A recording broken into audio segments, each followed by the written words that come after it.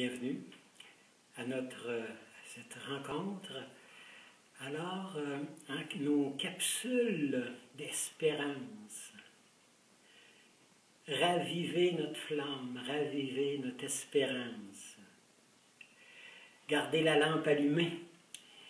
Alors, on est à la Maison du Renouveau, c'est dans l'esprit de la maison de donner un message pour rejoindre des gens qui vivent des moments peut-être des fois plus difficiles, qui veulent aller chercher des lumières qui dorment au fond de leur cœur. La Maison du Renouveau, alors qui nous donne cette occasion-là de se rencontrer, de partager la parole, alors de dire à d'autres aussi, hey, si tu veux avoir un peu de neuf dans ton cœur, notre rencontre, capsule d'espérance.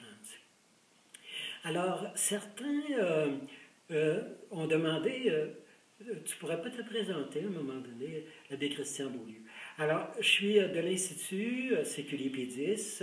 Alors, un mouvement dans notre Église depuis des années, alors pour rejoindre les gens, les milieux de classe, des milieux plus qui cherchent la lumière, qui veulent se nourrir de la parole, qui veulent être réconfortés.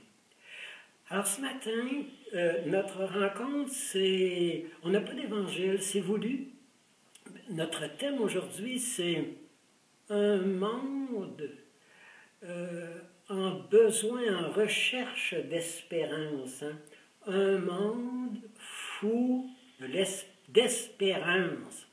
Un monde qui cherche l'espérance, un monde qui cherche alors de la lumière pour ce qu'ils sont en train de vivre, pour... Alors, tous les moments d'isolement, les moments de solitude, un monde fou en attente d'espérance. Et c'est tous nos jeunes, c'est toutes nos personnes âgées, c'est toutes les personnes seules, c'est les parents, c'est... Alors, vous savez, on est tellement en recherche de cette lumière. Alors, c'est pour ça qu'on va commencer juste par un refrain. Alors d'un chant que vous connaissez bien, là. Alors, vous savez, amenez-vous les fleurs malades, venez au soleil, venez vous exposer au soleil, au printemps de l'amour. Amenez-vous les fleurs malades, l'enfant malade, le jeune en recherche, la personne âgée en détresse, le couple en questionnement. Amenez-vous les fleurs malades. Et exposez-vous au soleil de l'amour, au soleil de la vie, des fleurs malades.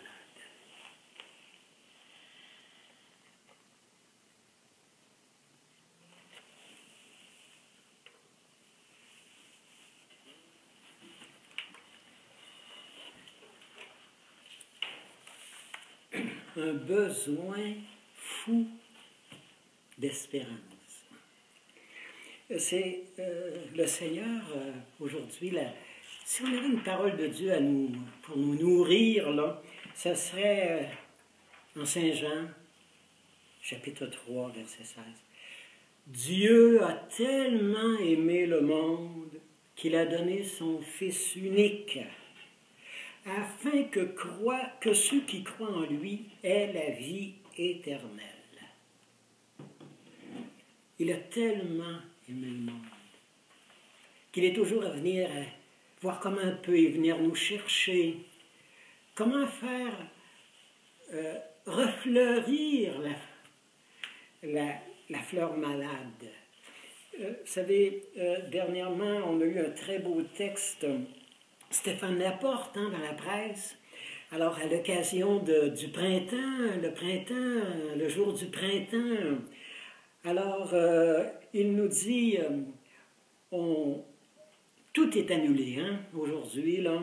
Les écoles, les spectacles, les sports, nos rencontres d'amis, des voyages, les congrès, tout est annulé à cause de toute la situation mondiale. Tout est annulé sauf le printemps. Le printemps. Le printemps revient et il frappe à nos portes. Et l'auteur, de façon poétique, il dit « Alors le printemps est arrivé, ce jour-là, ici, chez nous. Alors il s'est aperçu qu'il n'y avait personne dans les rues, alors que les portes étaient fermées, que les gens ne se rencontraient plus. Alors il s'est demandé qu'est-ce qui se passait, alors qu'est-ce qui leur arrive. Alors il raconte comment... Alors il dit que il n'y avait personne pour l'accueillir, il n'y avait personne pour le prendre dans ses bras, il n'y avait personne pour lui sourire, le printemps. Et alors il dit, ils doivent dormir, hein, ils doivent être fatigués, ils doivent avoir passé un hiver dur.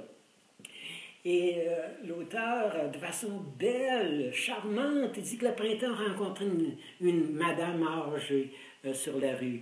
Alors il est venu, le printemps, pour l'envelopper un peu de sa chaleur, un peu de sa tendresse, un petit peu de sa bienveillance. Et la dame s'est reculée, elle dit « Non, non, non, non, faut pas me toucher, faut pas me toucher. Alors, vous allez mais pourquoi pas? Je suis là pour vous réchauffer le cœur, je suis là pour vous donner du soleil, je suis là pour vous donner, remonter votre morale après le long hiver. » Et la dame m'a dit « Non, vous allez me rendre malade. Vous allez me rendre malade. Faut plus s'enlacer, il ne faut plus se toucher. » Et l'auteur, il dit « On annule.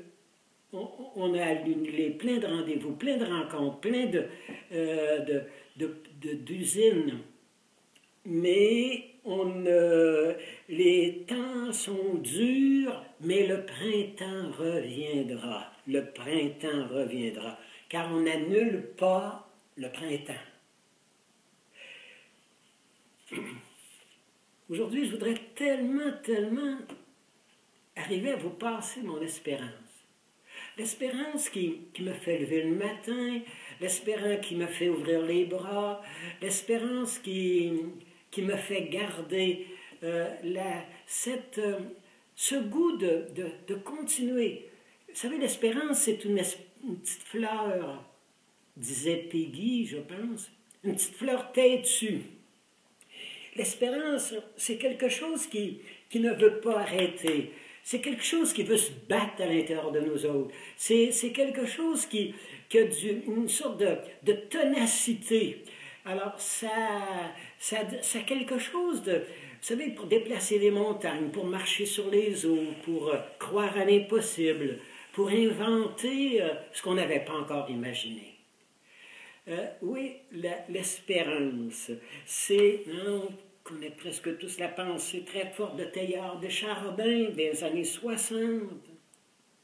Le monde appartiendra à celui et celle qui lui donnera la plus grande espérance. Une espérance à changer notre monde. Un auteur, Adolphe Géché, dit « Le droit à l'espérance demeure un droit imperceptible, et ce serait une blessure, un outrage, un affront fait à l'homme que de lui priver de l'espérance. L'espérance pour l'enfant, l'espérance pour l'adolescent, l'espérance pour la personne malade, l'espérance pour la personne en prison, l'espérance pour celui qui est dans une maladie mentale, l'espérance de l'enfant dont les parents viennent se séparer, l'espérance qui nous fait avancer, qui nous fait marcher. Alors, vous connaissez peut-être c'est Anthony Di Mello, un auteur hindou, croyant, chrétien. Il est d'une saveur et il raconte qu'un jour, il est allé pour écrire un volume sur un autre, quelqu'un, un hindou. Il va chez lui, à la table, et lui dit, pour se placer dans le contexte de ce qu'elle allait écrire, il dit, vous savez, on vous prend pour un génie, hein? Tout le monde, quand il parle de vous, Ils disent, ben c'est un génie. Et Anthony Di Mello lui dit, vous pouvez me dire qu'est-ce qu'un génie? Qu'est-ce qu'un génie? Et l'autre hésite quelques instants. Il dit, un génie, c'est quelqu'un, là, c'est sa capacité de voir qui fait le génie. Et Anthony Di Mello lui reprend de voir quoi? Et l'autre lui dire le papillon dans une chenille. L'aigle dans l'œuf qui craque, qui casse. Le saint dans l'égoïste. Voir que derrière l'enveloppe de quelqu'un qui ne veut rien savoir, d'un jeune qui pense tout connaître, devant ce jeune qui est dans sa bulle, de découvrir que c'est quelqu'un qui cherche, quelqu'un qui a besoin d'espace, qui a besoin d'air, qui a besoin d'un nouveau souffle, qui a besoin de nouvelles, d'un horizon plus grand. De voir dans la chenille, le génie, voir dans une chenille qui est en train de s'ouvrir, une chenille qui est en train de fendre et qui est devenue larve, d'être capable de voir le papillon qui a réussi de peine et de misère à s'ouvrir ses ailes et à faire jeter l'enveloppe, de briser l'enveloppe, de déchirer l'enveloppe. Les souffrances, souvent, derrière une souffrance, il y a une enveloppe qui est en train de se défaire, il y a une enveloppe qui est en train de se briser. Voir à travers la chenille qui mue le papillon, de voir derrière l'œuf que couvait l'aigle et qui, après un certain nombre de mois dans la noirceur, dans la nuit, le petit aigle qui décide qu'il ne vivra pas toute sa vie derrière dans une enveloppe, dans cette protection-là. Et le petit aigle commence à donner des coups de bec, alors pour briser, casser l'œuf.